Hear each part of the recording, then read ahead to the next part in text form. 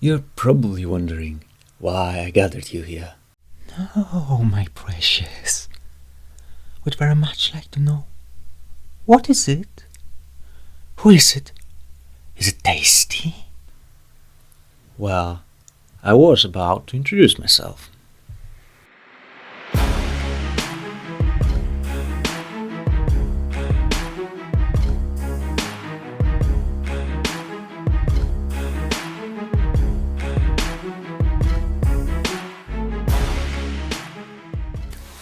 Maegvan. Well met in Sindarin, the language of Grey Elves. I'm the Tolkien Chef, and here on this channel I will be meeting you to discuss various topics related to Tolkien's works. Today, there is no Tolkien-related subject more vigorously debated than the Amazon's The Rings of Power series. You can be sure that I will add my part to the conversation. Together, we will discuss and examine the series. And burn it! Yes, my precious, burn it with fire! Oh, yes. This is Trashing Smeagol. I can get rid of him, so he is to stay. He's also wrong. We'll first analyze, discuss and contemplate, and then maybe we'll get to burning. But speaking about analyzing, why will I do it in the first place? Why will I analyze the series?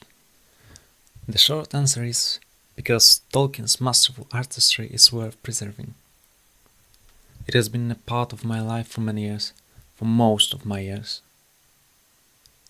And I can say, in all honesty, that without the Tales from Middle-earth, I wouldn't be the same man, and the change wouldn't be for better.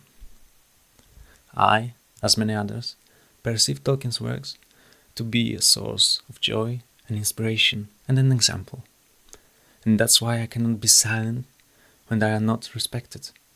And I fear that they will not be respected in Amazon's The Rings of Power. Now, how will I analyze the series? My concern, of course, can prove to be undeserved. That's why I do not judge the show right now, but I will analyze it episode by episode with you.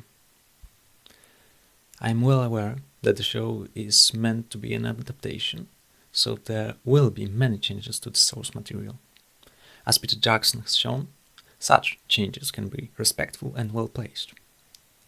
That's why, in the first part of every analysis, I'll not look at the show through the perspective of being faithful to the source material.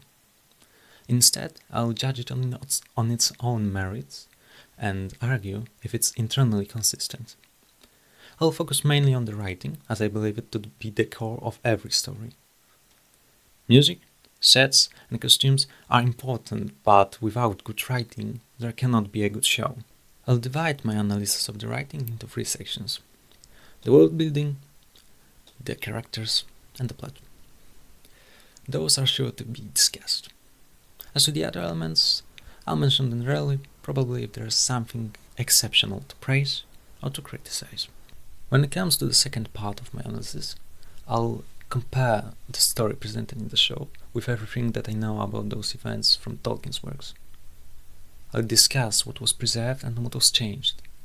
Then I'll give my opinion if the changes introduced are good for the show or not, and compare them to the solutions presented in the source material. Now, what are my predictions about the series? What we see in trailers and teasers is a reason for concern. The story is set in the second age of Middle-earth, but we see Harfoots, the forebears of hobbits, about which the chronicles do not speak until the Third Age. We see Balrog, who is a part of the history of the third millennium of the Third Age. We see Tarmiriel, the last queen of Númenor. But the show must tell the story of the forging of the Rings of Power, and Tarmiriel lived 1,000 years after they were created. Based on what I have seen, I am very doubtful that the series will be faithful to the source material.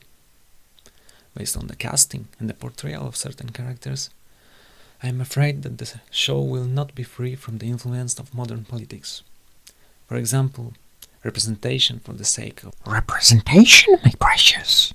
However, we are all yet to see the series, so these were only thoughts and predictions. This was the first video on the channel, probably one of the shortest. There will be many more. I hope to see you again very soon.